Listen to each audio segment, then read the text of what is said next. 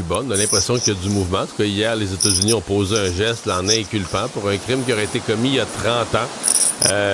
L'ancien président cubain Raúl Castro, qui a lui-même 94 ans. Gilles Barry, ancien ministre, surtout spécialiste de l'Amérique latine, est avec nous. Bonjour, Gilles. Bon matin, Mario. On a le sentiment qu'il va se passer des choses à Cuba. Là, ça fait longtemps que ça traîne, ça fait quelques mois que ça traîne, mais on a l'impression que ça va débouler dans les jours ou les semaines à venir. Là. Les Cubains sont bons pour faire traîner les choses. C'est probablement les champions du monde pour gagner du temps. Sauf que là, on arrive au bout de la corde. Comme j'ai dit hier soir à Paul Larocque, la rupture de la révolution cubaine est rendue pas mal au bout de son chemin. Puis il n'y a plus d'essence pour la faire avancer. Je pense, Mario, qu'on est dans une des tensions politiques les plus importantes entre Cuba et Washington depuis la crise des missiles de 1962. Ça, c'est clair, net et précis. Et je te dirais que Cuba, cette fois-ci, est seul au combat. Il ne peut plus compter sur l'appui du Venezuela depuis le mois de janvier qui lui fournissait l'essentiel de son pétrole. La Russie est prise avec ses propres problèmes. Ouais, c'est comme si la Russie n'est pas contre Cuba, mais elle est loin à d'autres problèmes, puis ça compte plus Cuba, là. C'est comme plus on oublie ça, là. Exactement. C'est pas sa priorité, c'est pas sa tasse de thé. Et, la Chine, il faut jamais oublier que la Chine, il y a quelques années, il y a 5-6 ans, ont tout fait, ont mis de la pression sur le régime cubain pour qu'il ouvre son économie. Parce que quand tu regardes la map de l'Amérique latine, les Chinois sont très, très présents économiquement dans plusieurs pays, dans les infrastructures et tout ça. Et ça n'a rien donné, donc ils ont décidé de commencer à plier bagages. Et je suis convaincu que le président Trump et le président chinois ont discuté de Cuba lors. Et là, oui? Rubio s'en va en Chine, là. Alors, donc, ils ne peuvent plus compter sur le régime chinois. Donc, ils sont tout à fait seuls. Et là, ils sont à la limite. Il faut comprendre aussi que hier, l'accusation contre Raúl Castro aussi, c'est une torpille spectacle aussi, là. Alors, c'est un signal quand même à lui, à ses proches, à sa famille, au régime, que s'il ne se passe pas quelque chose, ben, les Américains pourraient aller beaucoup.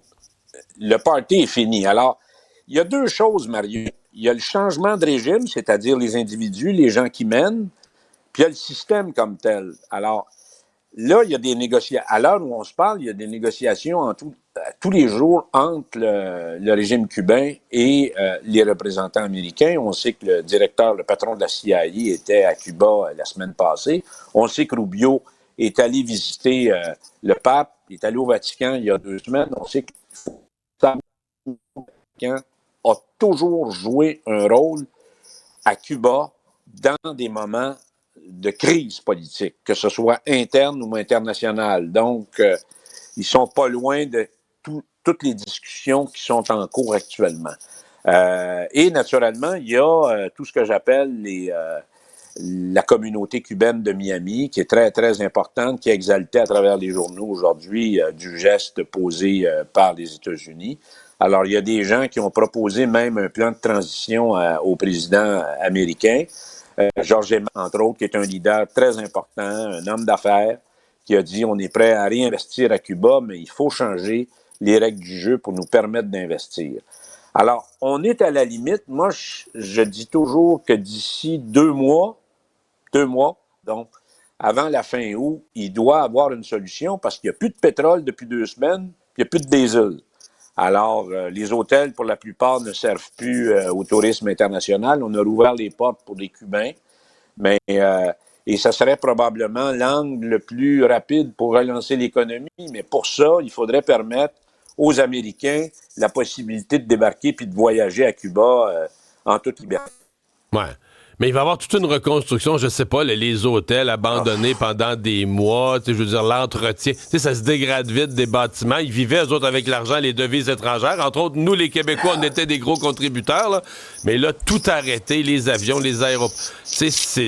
J'imagine pas, déjà que c'était pas riche, Cuba, mais la détérioration de l'économie sur une période d'1 an ou 2, ça doit être épouvantable. Il va y avoir de l'ouvrage à faire pour remettre ça droite, là. D'abord, le système de production énergétique, l'énergie, faut pas oublier ça, Mario. complètement à terre. Si tu veux lancer de la production, puis si tu veux faire créer un peu de richesse, ça prend de l'électricité, ils n'en ont pas. On a vu Sherritt qui a plié bagage, qui était l'entreprise canadienne qui était présente depuis la Révolution à Cuba, a presque fait faillite, a fermé les livres et puis a plié bagage il y a 3 semaines à Cuba. Donc, on voit que c'est vraiment là, on est rendu au fond là, des possibilités. Et j'espère qu'il va y avoir un règlement. On va trouver une façon de pouvoir dénouer l'impasse parce qu'on est devant une crise humanitaire, Mario. Le fond de l'histoire, c'est qu'il y aura probablement, et c'est ça que les Américains craignent aussi, là, si on pousse le bouchon trop loin, on pourrait revivre ce qu'on a vécu au début des années 90, là, à l'époque des Balseros, avec 1 million de Cubains qui décident d'avoir des bateaux de fortune et quitter vers les côtes de la Floride. Et ça serait tout un problème. Ils sont plus capables de vivre pour les Américains. C'est ça, ça devient trop difficile. Mais je pense que c'est pas demain la veille pour les Québécois là, qui veulent peut-être prendre l'avion. Là, ça va prendre d'abord du fuel et il n'y en a pas. Les gens nous écrivent, le Gaétan nous écrit Cuba, c'est triste, un peuple extraordinaire.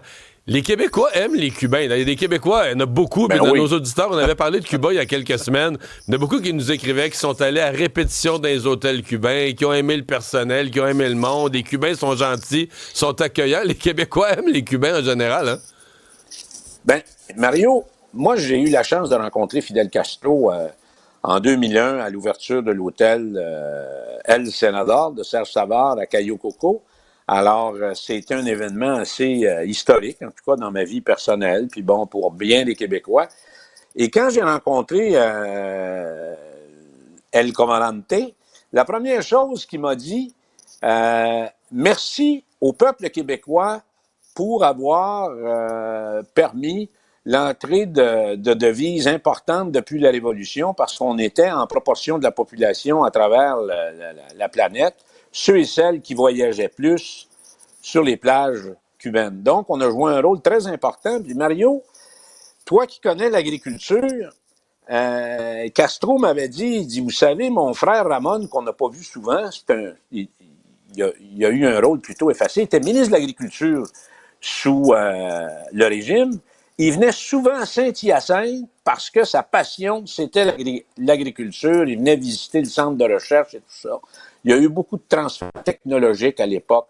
Il y a eu beaucoup de relations avec les syndicats aussi, avec les universités, avec le réseau collégial, etc., etc., etc.